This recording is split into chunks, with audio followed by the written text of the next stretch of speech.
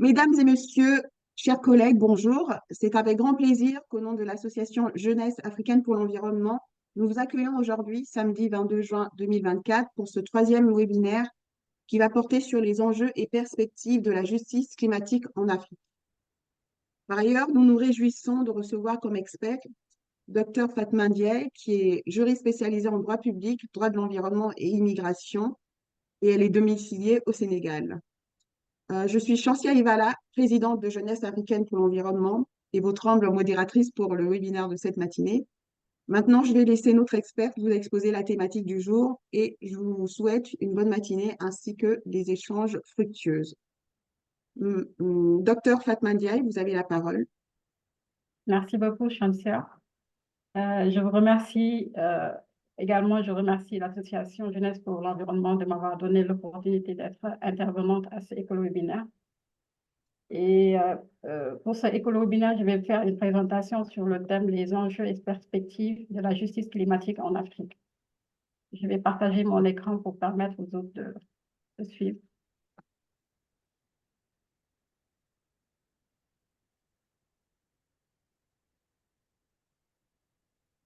C'est bon pour tout le monde?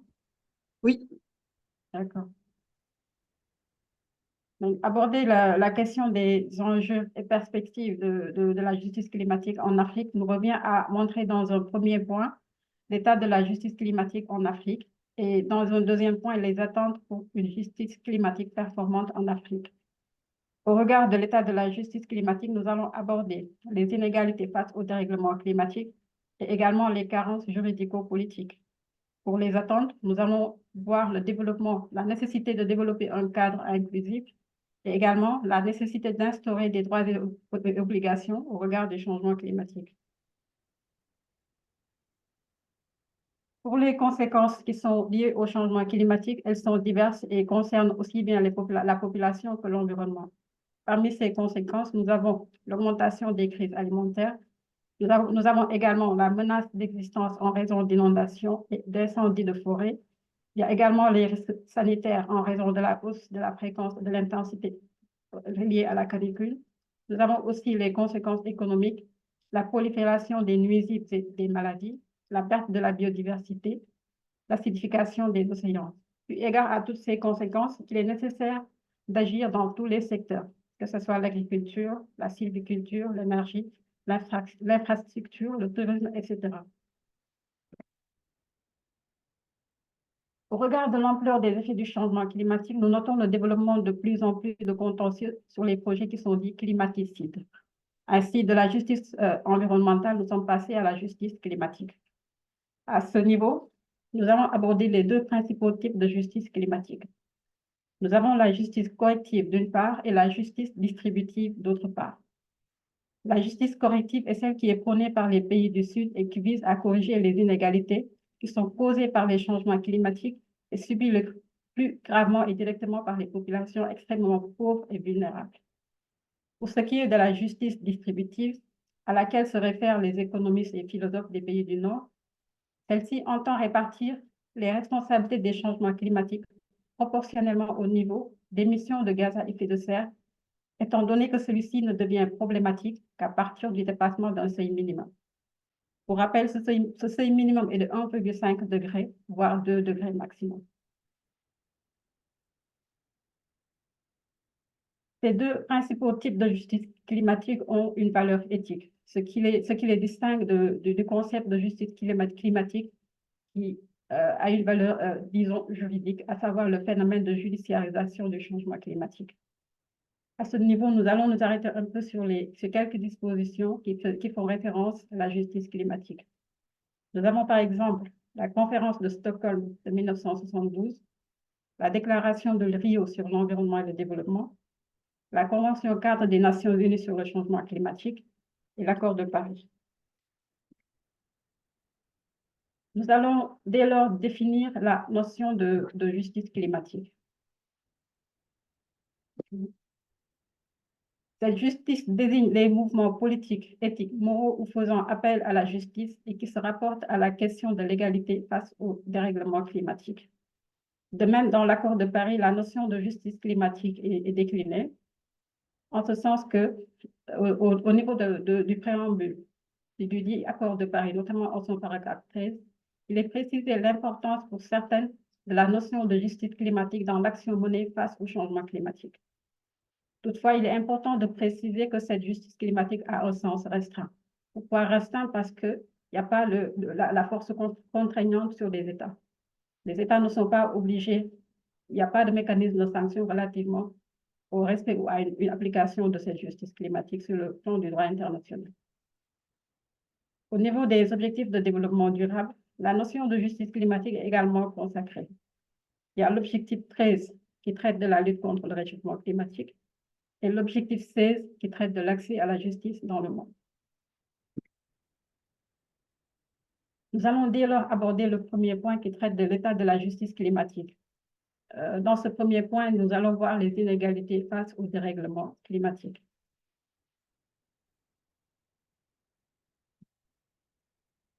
Poser la question de la justice climatique, c'est s'interroger sur l'égalité du dérèglement climatique. Si nous prenons l'exemple de l'Afrique, un rapport de la Banque mondiale précise la Banque mondiale craint que le continent n'enregistre pas moins de 86 millions de migrants climatiques d'ici 2050 à raison de conditions qui sont devenues invivables. Relativement aux inégalités, nous notons que le contentieux climatique en Afrique est assez réduit, pour ne pas dire minime, au regard de ce tableau. En 2017, le continent africain est en dernière position avec 0,2% dans les actions en justice climatique. Contrairement aux autres continents, l'Europe, l'Asie, qui ont un taux de pourcentage assez élevé en matière de contentieux climatique. Il en est de même pour ce tableau qui résulte d'un rapport qui a été fait en 2022, où le continent africain enregistre un taux de 2,3%, contrairement aux autres continents. Au regard de ces inégalités, on note également une forte implantation des entreprises étrangères sur le continent africain en vue d'une exploitation des industries extractives. Cette forte implantation des entreprises sur le continent engendre de réelles conséquences sur le changement climatique. Dès lors que les populations sont dépossédées de leurs terres, l'agriculture prend un coup à cause de la pollution du sol et de l'air. De même, les ressources financières des populations deviennent quasi inexistantes en raison de cette implantation des entreprises étrangères sur le continent africain en vue de l'exploitation des industries extractives. L'environnement se retrouve ainsi pris en otage pendant que les entreprises extractives font des bénéfices colossaux, ce qui a un réel impact sur le changement climatique en Afrique au regard de cette exploitation, de cette implantation des entreprises étrangères. Nous allons voir les carences juridico-politiques qui sont liées à la justice climatique en Afrique. Il est important de préciser à ce niveau que les États, en général, intègrent la notion de protection de l'environnement dans leur ordonnancement juridique interne, notamment dans leur constitution. On note de plus en plus une constitutionnalisation du droit à un environnement sain dans l'ordonnancement juridique des États en général et ceux africains en particulier. Toutefois, malgré cette volonté de protéger l'environnement à travers l'intégration de ces normes, également la ratification des conventions internationales, on note un certain déséquilibre, une certaine carence au regard de ces instruments, au regard du cadre institutionnel. Ce qui fait que la justiciabilité pose un réel problème d'équilibre ou bien de développement. Nous allons nous appesantir sur la notion de justiciabilité qui désigne en général l'aptitude d'une personne à demander réparation devant une instance judiciaire en cas de violation effective ou potentielle d'un droit. Elle implique de disposer de mécanismes appropriés pour protéger les droits reconnus.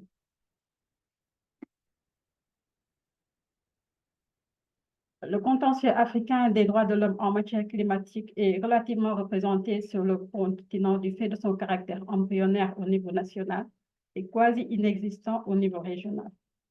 On note cependant quelques avancées au niveau sous-régional ou bien au niveau continental avec la CEDEAO et quelques États qui développent de plus en plus une jurisprudence en matière de contentieux climatique.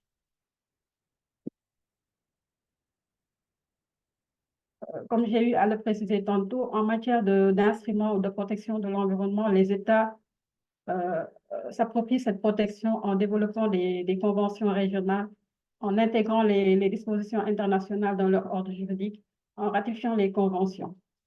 Toutefois, malgré cette volonté de protéger l'environnement, nous notons une faible justiciabilité en Afrique. Cela s'explique par la faute d'organes efficaces de contrôle de la mise en œuvre et surtout d'instances judiciaires ayant une compétence sans ambiguïté sur les questions environnementales. À ce niveau, il est important de rappeler le rôle du juge dans la protection de l'environnement, surtout en Afrique où les compétences du juge en matière environnementale sont assez limitées, ce qui explique peut-être cette faible justiciabilité en matière environnementale, surtout en matière de protection du climat. Au niveau continental également, nous avons une certaine carence institutionnelle. Si nous prenons l'exemple de l'Union africaine, où l'indécision juridictionnelle de l'Union africaine, caractérisée par une Cour de justice de l'Union africaine mornée, un projet de Cour africaine de justice et des droits de l'homme délaissé, et une nouvelle Cour africaine de justice et des droits de l'homme et des peuples à l'avenir incertain, fait que la Cour africaine des droits de l'homme et des peuples, seule juridiction continentale actuellement fonctionnelle en Afrique, est considérée comme juridiction par défaut des questions environnementales, notamment sur la base de l'article 24 de la charte. L'article 24 de la dite charte de la Cour précise que tous les peuples ont droit à un environnement satisfaisant et global et propice à leur développement. De même, relativement à la compétence de la Cour, nous avons l'article 3 du protocole de Ouagadougou qui précise que la Cour a compétence pour connaître de toutes les affaires et de tous les différents dons et les saisies concernant l'interprétation et l'application de la charte. Il s'agit là d'une certaine carence au niveau institutionnel sur le continent relativement au niveau de l'Union africaine. De même, au niveau sous-régional, nous notons une certaine carence de la jurisprudence de la Cour de justice de l'UEMOA qui ne développe pas assez de décisions en matière de protection environnementale. Cela peut s'expliquer en partie par le fait qu'a priori, ces organisations sous-régionales ont d'abord une vocation économique qui prime sur l'environnement. Cela peut justifier en quelque sorte les carences en matière de protection de l'environnement. Nous allons ainsi faire un peu d'études comparées par rapport aux instances européennes ou internationales qui, sans être des juridictions dotées de compétences d'attribution en matière environnementale, la Cour internationale de justice et les cours européennes ont pu produire une jurisprudence à forte teneur environnementale. C'est dans ce sens que la CIJ a ainsi contribué, par exemple, à l'émergence de concepts et principes généraux du droit international de l'environnement, comme le principe de l'utilisation non dommageable du territoire national. Ce principe a été soulevé dans l'affaire du détroit de Corfou. Après avoir abordé le premier point relativement à l'état de la justice climatique en Afrique, nous allons dès lors mettre en exergue les attentes pour une justice climatique performante en Afrique. Par rapport à ces attentes, il est important de développer un cadre inclusif. Le développement de ce cadre inclusif passe nécessairement par l'implication de la société civile, des citoyens, des ONG, entre autres. L'implication des acteurs non étatiques a un réel impact sur le développement du contentieux climatique si on se réfère à certaines jurisprudences européennes, américaines. Ici, nous avons l'affaire Uganda qui a été introduite en 2015 par une organisation néerlandaise et qui a eu gain de cause, en ce sens que le tribunal a condamné l'État, le Pays-Bas, pour inaction climatique. Pour ce qui est de l'affaire Juliana contre les États-Unis, elle a été portée en 2015 par des jeunes Américains. Ils sont âgés de 10 à 21 ans au moment où l'enquête a été déposée. Cela témoigne de l'implication ou du rôle que jouent ces jeunes, bien la société civile, bien les citoyens, dans le développement de la justice climatique. En France également, nous avons l'affaire du siècle, qui est une initiative lancée par plusieurs associations, qui a fini par avoir gain de cause sur l'État français qui a été condamné pour inaction face au changement climatique. Au niveau du continent africain, même si le développement de justice climatique est assez embryonnaire, on note de plus en plus une prise de conscience et des actions sont également menées. À ce niveau, on donne l'exemple ici au Sénégal par relativement à l'action portée par une organisation dénommée Action pour la justice environnementale, qui a saisi la Cour suprême pour annuler le décret de classification de la bande des Filao de Guédiawaye. Cette affaire est toujours pendante, mais elle a un réel impact sur la justice climatique, en ce sens que si un dénouement heureux est trouvé par rapport à cette affaire, ce sera une jurisprudence pour les pays francophones qui sont en retard, qui n'ont pas développé une jurisprudence assez développée en matière de justice climatique, contrairement à certains pays anglophones.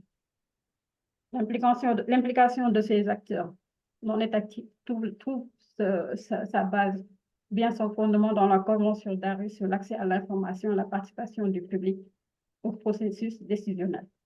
L'application de cette convention ou bien sa mise en œuvre participerait davantage à une meilleure justice climatique en Afrique.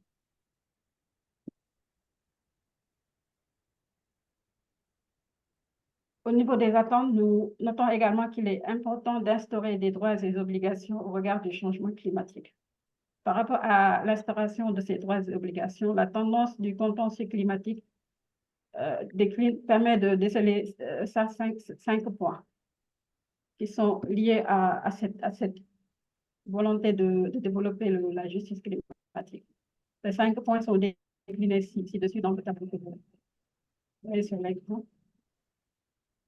Et ces différents points constituent les bases fondamentales pour un meilleur développement des contentieux. Et ce sont des points sur lesquels les parties prenantes, les référents peuvent se fonder pour porter au mieux les actions en justice climatique. De même, toute action doit se fonder sur une base légale. Et ces bases légales sont, entre autres, le droit international, les dispositions constitutionnelles, les statuts de la common law, entre autres. Le développement des droits et obligations connaît une nette avancée en Europe où la responsabilité des entreprises est engagée. On peut donner ici l'exemple du pétrolier Shell qui a été condamné aux Pays-Bas sur le fondement de l'accord de Paris. Un tribunal national a été saisi, en ce sens que ce tribunal national ressort du domicile de l'entreprise. Et une condamnation, il en est résulté une condamnation, en ce sens que la société Shell a été condamnée par le tribunal à réduire de 45% ses émissions de gaz à effet de serre d'ici 10 ans. De telles actions, si elles sont portées au niveau du continent avec l'engagement de la responsabilité de certaines entreprises, contribueraient à développer davantage les droits et obligations au regard du changement climatique. Pour autant, même si le développement de cette jurisprudence ou bien de ces actions sont moindres sur le continent africain, on note quelques exemples. On peut donner ici l'exemple de l'Ouganda et de la Tanzanie relativement au projet ECOP de Total Energy.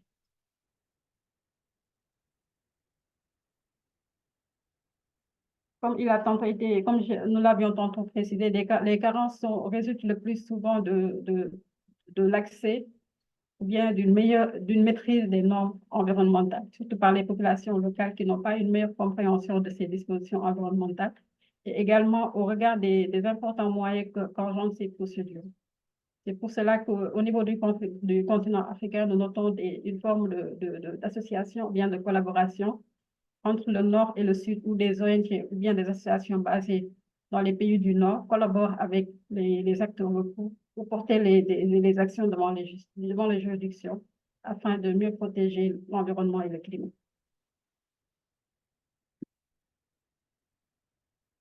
Au niveau du continent africain, nous notons le développement d'une jurisprudence en matière de justice climatique. Nous donnons ici l'exemple de la CEDEAO à travers la décision CERAP contre la République fédérale du Nigeria, où la Cour a donné raison à la CERAP et a condamné l'État du Nigeria à ce propos concernant la protection de l'environnement. Au niveau étatique, c'est plutôt les pays anglophones qui ont développé plus de jurisprudence en matière de justice climatique. Et à ce niveau, on donne l'exemple de l'Afrique du Sud avec la Haute Cour sud-africaine qui a rendu une décision en mars 2017 concernant une organisation et le ministère des Affaires environnementales sud-africain. La teneur de cette décision est présentée dans le présent PowerPoint, dans le présent tableau, avec les considérants en premier, et nous avons la décision du juge qui a fait savoir qu'une lecture simple de la section confirme que le changement climatique est en effet un facteur à prendre en considération. Des injonctions ont ainsi été données au ministère pour réduire les pollutions relativement au projet qui a engendré de réels impacts sur l'environnement. Il s'agit là d'une jurisprudence dans un pays anglophone, il y en a d'autres. Par rapport à l'étude, c'est l'exemple qu'on a pu donner. Mais il y en a beaucoup d'autres sur le continent africain, surtout dans la partie anglophone du continent africain. Pour la partie francophone, on n'a pas trouvé encore une jurisprudence à ce niveau qui illustre la lutte contre le changement climatique, bien la justice climatique. En gros, on peut retenir dans le cadre de cette thématique que les enjeux et perspectives de la justice climatique en Afrique méritent de meilleures réflexions. En ce sens que nous avons un caractère embryonnaire du développement de cette jurisprudence, ce qui explique les faiblesses relativement au plan juridique et politique, et également à la participation du public. Pour remédier à ces carences, nous pouvons par exemple développer un cadre beaucoup plus inclusif en impliquant davantage les collectivités locales et les acteurs non étatiques, et également développer davantage des droits et des obligations par rapport à la justice climatique. Voilà en gros, en résumé, de manière linéaire, les points principaux relativement à la thématique. Je vous remercie de votre attention.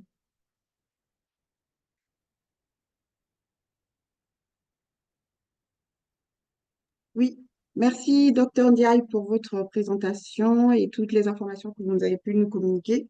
Donc, si je note bien, vous avez vraiment, dans votre intervention, vous avez vraiment posé le cadre juridique existant en Afrique sur voilà, les normes en lien avec la protection de l'environnement et la lutte contre le changement climatique, donc celle qui peut être utilisée dans le cadre du contentieux climatique, notamment au niveau interne. Vous avez rappelé le fait que les dispositions de droit constitutionnel en fait permettent voilà de protéger l'environnement enfin, dans plusieurs pays africains et aussi les dispositions au niveau régional de l'Union africaine, notamment l'article 24 de la Charte africaine des droits de l'homme et des peuples. Et aussi, vous avez noté au niveau régional économique le fait que la CEDEAO est un des systèmes de protection des droits de l'homme qui est certainement innovant et aussi voilà pour le côté africain par rapport aux autres régions, aux zones enfin, géographiques économiques en Afrique. Et aussi, vous nous avez aussi surtout indiqué que le contentieux climatique en Afrique est vraiment embryonnaire. On a pu le voir avec les différents voilà, statistiques que vous avez exposées dans votre présentation. Donc, je vous remercie. Je laisse à nos collègues qui sont voilà, dans le webinaire poser leurs questions ou intervenir, voilà, ajouter ou échanger voilà, sur ce que vous nous avez pu exposer. Je vous remercie. Si vous avez des interventions, donc si vous avez des interventions, voilà, ou des questions à poser à Dr Ndiaye. Sinon, moi, j'aurais deux questions à lui poser, si vous n'en avez pas. Je vous laisse la parole. Bonjour, j'espère que je suis audible. Oui, bonjour, Monsieur Tchatchouang. Je vous remercie. On vous Oui, entend. ok. Merci, bonjour Madame Chancia, bonjour Docteur Ndiaye, et merci pour cet exposé. Je voudrais lui poser une question relativement aux faiblesses des États francophones à développer une justice environnementale, parce qu'elle a pris beaucoup d'exemples des États anglo-saxons qui ont quand même une justice environnementale développée. Bon, je suis au Cameroun déjà, et puis la faiblesse que je voudrais relever au Cameroun, c'est la clause de transaction qui existe dans beaucoup de textes de loi. Est-ce qu'il en est le cas au Sénégal et dans beaucoup d'autres pays francophones? Est-ce que cette transaction, cette possibilité de transaction prévue dans les textes de loi constituerait une faiblesse du développement de la justice environnementale dans les États francophones? Donc, merci. Oui, je vous remercie pour votre question. Docteur Ndiaye, vous voulez répondre à la question de Monsieur Chachang, s'il vous plaît? Oui, oui, merci, Monsieur Chachouin. Merci pour votre intervention et pour la question que vous avez posée. Par rapport au déséquilibre entre États francophones et États anglophones, l'explication qu'on peut donner, c'est que les ressources minières ou bien les industries extractives ou bien les ressources, entre autres, sont beaucoup plus développées dans les pays anglophones que dans les pays francophones. Il n'est pas exclu également que les pays francophones disposent d'importantes ressources, mais l'exploitation de ces ressources est beaucoup plus développée dans les pays anglophones. Si on prend l'exemple de l'Afrique du Sud que j'ai donné tout à l'heure, c'est un pays qui a un fort impact, qui dispose de réelles ressources sur le plan minier, ce qui explique en gros le développement de cette jurisprudence. Certainement au niveau du continent africain, avec les récentes tendances, peut-être au fur et à mesure, nous aurons l'occasion de se voir développer une jurisprudence à cette niveau. D'accord, je vous remercie de votre réponse. Moi, j'ai une question. Finalement, une des questions que je voulais poser, Monsieur Chachang l'a posée, donc c'était sur la faiblesse voilà, euh, des, euh, du, du taux faible en matière de contentieux climatique en Afrique. Donc, vous avez répondu. Et moi, c'était sur la partie, en fait, vous avez noté l'application, le fait que les États africains pourraient appliquer la Convention d'Aarhus. Je voulais savoir de quelle manière et en quoi ça pourrait en fait être pertinent pour voilà, une saisine en cas de contentieux climatique en Afrique.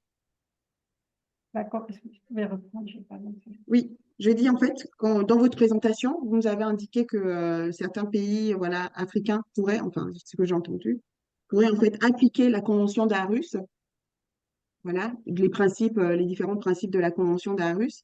Et donc ma question est de quelle manière en fait ces pays, puisque la Convention d'Aarhus, on le sait, enfin, il est intégré au droit européen, enfin au droit des pays européens, et comment en fait ces pays africains pourraient l'appliquer et en quoi elle pourrait être pertinente en fait comme outil juridique dans un contentieux climatique. Par exemple, le Sénégal, vous avez noté le procès actuel voilà, qui se passe au Sénégal à travers l'ONG Action, c'est ça? Action pour la justice climatique. Enfin, bref, vous avez donné le nom de l'organisme qui s'en charge, qui a porté en fait ce recours. Et je voulais savoir en fait en quoi le fait que un État africain pourrait se prévaloir de la Convention d'Aarhus et comment déjà il pourrait le faire, puisque la Convention d'Aarhus, elle est appliquée par des États européens, comment il pourrait l'appliquer et en quoi ça pourrait être un outil pertinent pour le contentieux climatique. Je vous D'accord. remercie. Merci, Chantia, pour votre intervention et pour la question posée. Par rapport à la Convention d'Aarhus sur l'information et la participation du public, elle est pertinente, son application serait pertinente dans le continent africain à travers le fait de divulguer ou de partager davantage d'informations sur les questions environnementales, de permettre un meilleur accès des questions environnementales au public, notamment les populations locales, qui sont largement impactées par le changement climatique. À ce propos, de la sensibilisation ou bien l'implication dans la prise de décision de ces collectivités locales ou bien de ces acteurs locaux serait pertinent. Et, il en est de même de l'accès à la justice. On note que lorsque les dispositions normatives ne sont pas bien maîtrisées, il sera difficile de porter une action en justice. En ce sens, il faudrait vraiment promouvoir une meilleure compréhension de ces dispositions normatives afin de favoriser le développement d'un meilleur accès à la justice environnementale. Et pour cela, le développement de lois ou bien des séminaires ou bien l'implication davantage des ONG pour une meilleure sensibilisation pourrait être pris en compte. C'est juste un rajout en fait de ce que vous dites par rapport aux ONG. C'est vrai que on pourrait aussi expliquer par rapport à la question que Monsieur Chuang posait, pourquoi les pays anglophones sont plus en avance par rapport voilà, aux pays francophones. Je pense aussi c'est du fait que bah, les pays anglophones, enfin, parce que moi dans ma thèse, parce que je fais aussi ma thèse sur enfin, le sujet de ma thèse, c'est sur le contentieux environnemental et je vois les deux aspects, donc environnement et changement climatique du contentieux en Afrique. Et ce que j'ai pu en fait constater, en plus des éléments que vous avez apportés, Madame Ndiaye, dans votre présentation, c'est que les pays anglophones sont vraiment, déjà, ils ont comment dire, la pratique en fait du pro bono, dans le fait que les cabinets d'avocats peuvent venir en fait enfin peut se porter aussi en aide des associations, des ONG dans les contentieux climatiques. Donc c'est en fait ce qui fait la force aussi des contentieux de justice climatique dans les pays anglophones. Alors que nous dans les pays francophones, bon, on n'a pas encore voilà, on n'a pas encore cette dynamique-là. Et aussi les populations dans les ONG ou les populations dans les pays anglophones sont vraiment sensibilisés aussi dans leurs droits en fait. Donc ils savent en quelque sorte bah, les droits qu'ils ont, qu'ils peuvent avoir, qu'ils peuvent demander en justice et aussi se servir de façon minimale en fait, sans l'aide d'un avocat, des outils juridiques qu'ils ont en fait. Et je pense que ce qui nous manque dans les pays francophones, c'est vraiment en fait ces associations comme par exemple au Sénégal, celle qui a porté le contentieux actuel là que vous avez sur le contentieux climatique, ces associations en fait qui puissent aller porter des contentieux et donc qui ont des outils et qui ont des experts dans leurs associations qui savent en fait se servir en fait des différents outils juridiques et aussi bah, déjà aussi interpréter les différentes jurisprudences comme vous avez pu le démontrer en fait que ce soit les jurisprudences en Europe aussi au niveau international en fait qui peuvent aider en interprétant qui peuvent aider les justiciables africains en fait à porter des contentieux au niveau interne ou au niveau régional. Est-ce que vous avez d'autres questions? Il y avait docteur Ousmane Baldé, qui est programme manager en justice climatique et transition énergétique au CRADESC, au Sénégal, qui est en ce moment voilà, dans... Docteur, vous pouvez intervenir hein, si vous voulez, vous enlevez vos micros, vous pouvez intervenir, apporter des éléments peut-être de justice climatique que vous avez dans votre organisme. Je connais un petit peu le CRADEX parce que quand j'étais allée en 2021 au Sénégal, j'avais rencontré notamment votre directrice du CRADEX qui est très très sympa et avec qui j'ai pu échanger en fait. Voilà. Donc si vous voulez intervenir ou les autres collègues aussi, c'est vrai comme Monsieur Chang a rappelé le frein qu'on a en fait en Afrique francophone. Enfin moi je viens du Gabon et c'est la même chose hein, que ce qui se passe au Cameroun. On a le frein, c'est vraiment le mécanisme de transaction administrative qui fait que, en fait, au cas d'atteinte à l'environnement, les entreprises, voilà, des industries extractives qui existent dans nos différents pays, pour ce qui est de l'Afrique centrale, bah, ce sont on va dire les gouvernements, en fait, enfin, les autorités locales, je veux dire, qui se saisissent, en fait, de s'arranger avec ces entreprises-là pour, voilà. Et donc, quand les atteintes environnementales arrivent, ils s'arrangent avec ces entreprises pour, voilà, faire la transaction et avoir des dommages et intérêts financiers, voilà, de ce qui s'est passé. Mais le dommage reste et les populations, en fait, elles restent sans avoir été dédommagées de ce qui s'est passé, que ce soit en termes financiers ou aussi en termes, je veux dire, plus physiques, c'est-à-dire la réparation vraiment de l'espace. Donc, il y a une question du docteur Baldé. Alors, il nous dit, au CRADES, nous avons une position tranchée sur l'exploitation du pétrole au Sénégal. Elle porte atteinte à l'environnement. Il a une question pour vous, docteur Ndiaye. Quelle devrait être la posture de l'État pour préserver l'environnement dans le delta du Saloum et assurer la justice climatique pour éviter ce qui s'est passé au Nigeria ou en Ouganda?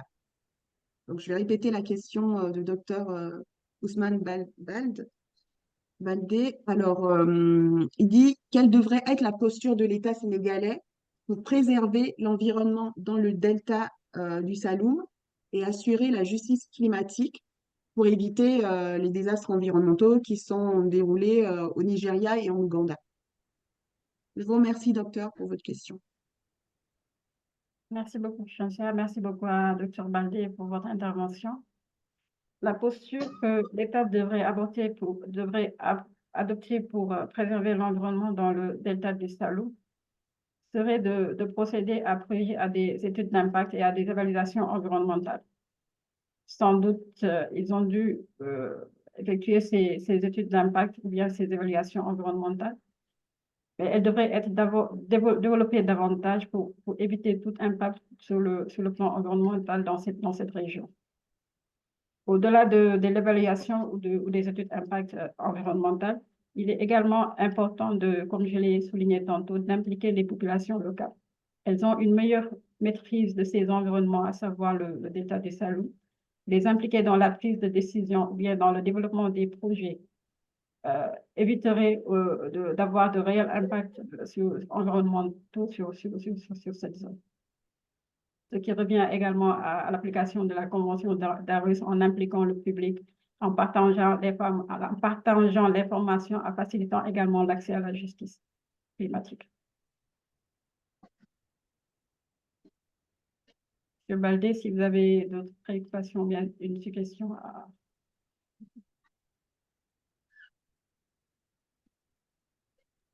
Oui, je pense qu'il voulait rappeler, enfin, la question qu'il a posée aussi, comme il a souligné en préambule, c'est vraiment que eux, au CRADES, ils ont leur position sur l'exploitation du pétrole au Sénégal, c'est qu'elle portera et elle porte atteinte à l'environnement. Donc, voilà. Donc, le fait que bah, il faudrait, je pense, dans l'avenir et même maintenant, que des ONG et des experts vraiment se saisissent de voilà, de cette question-là pour pouvoir pour ne pas en fait que les désastres environnementaux qu'on a connus et qu'on connaît maintenant avec l'Ouganda se passent au Sénégal. Il y a aussi Monsieur Moussa Mamadou Baldé qui est présent et Monsieur Diémé qui est présent. Donc, si vous avez aussi des interrogations, des questions à poser à Dr Ndiaye, nous sommes encore disponibles. Et ah oui, j'avais aussi souvenir d'un contentieux, peut-être vous l'avez aussi eu enfin en lecture, Madame Diaye. C'était un contentieux sur la pollution marine au Sénégal. Je pense que vous avez déjà, j'ai oublié, c'était en quelle année? C'était, je pense, au début des années 2000. C'était un contentieux de pollution marine. Et c'était la première fois que le juge sénégalais en fait se saisissait d'un litige en fait en lien avec le préjudice écologique. Et je vous enverrai la référence. Je vous enverrai la référence par mail sur quand vous avez noté le contentieux actuel de l'Action pour la justice climatique là au Sénégal. J'ai aussi, enfin ça m'a fait tilt et j'ai noté aussi cette information que j'avais sur le contentieux environnemental. D'accord, merci, Bon, je vous en prie. Bon, s'il n'y a plus de questions, je pense que Dr Ndiaye, si vous avez voilà, une dernière recommandation peut-être sur voilà, votre thématique, sur la justice climatique, et en gros une recommandation peut-être sur, voilà, sur ce que vous pensez de la thématique et des enjeux futurs et votre position. Voilà. D'accord. Je vous laisse la parole avant de clore ce webinaire riche en informations. Je vous remercie. Merci à vous, Chantia. Merci à tous les participants à ce webinaire. Par rapport à ma position relativement aux enjeux et perspectives de la justice climatique en Afrique, et celle d'une meilleure prise, une meilleure appropriation de cette justice climatique par le continent africain. En s'appropriant cette justice climatique, il faudrait par exemple développer davantage le cadre institutionnel et le cadre juridique, impliquer davantage les populations locales, favoriser une meilleure compréhension des dispositions normatives, aussi bien les dispositions nationales qu'internationales. Cela permettrait un meilleur accès du cadre juridictionnel afin de développer davantage une jurisprudence en matière de justice climatique. Et l'implication de tous les acteurs est nécessaire, qu'ils soient au niveau local, régional, sous-régional, continental. Une coopération s'impose pour développer davantage cette action. Voilà en résumé mes attentes par rapport à ce thème. Très bien, docteur Ndiaye, je vous remercie. En tout cas, c'est notre vœu pieux hein, oui, de vraiment que le contentieux environnemental en général et la justice climatique en particulier voilà, puissent évoluer sur le continent, comme on a pu le voir dans voilà, le rapport que vous avez rappelé du programme des Nations Unies pour l'environnement. C'est vraiment 2%, 0, pardon, 0,2%, c'est pas 2%, 0,2%, c'est vraiment faible comme voilà, taux de mouvement en fait sur la contention environnementale et climatique en Afrique. Donc on espère que dans le futur, les experts comme nous et d'autres, que ce soit des pays anglophones ou francophones en Afrique, voilà, puissent se saisir de cela et que voilà, il y ait vraiment une interprétation, et que le juge aussi puisse se saisir des outils juridiques qui existent. Parce qu'à chaque fois, on se pose souvent la question de est-ce qu'il existe des normes juridiques en Afrique sur la protection de l'environnement et de la lutte contre le changement climatique. Elles existent, mais c'est l'interprétation qui est faite par le juge qui, pour le moment, n'est pas voilà, développée. Et on l'espère, comme vous l'avez dit dans votre recommandation, que voilà, tous les acteurs puissent se saisir et s'impliquer dans ce mouvement-là. Je vous remercie à toutes et à tous pour votre participation. Merci, Dr. Ndiaye, pour votre, C'est moi votre qui vous implication remercie. et votre participation et votre riche communication qui nous a apporté vraiment des informations sur ce qu'est la justice climatique en Afrique. Et merci à tous les participants qui sont présents aujourd'hui. Et pour ceux qui pourront voilà, aussi voir le webinaire en différé sur notre page YouTube. Je vous remercie à tous et à tous. Bonne journée, bon samedi. À bientôt. Merci à vous. Au revoir. Merci.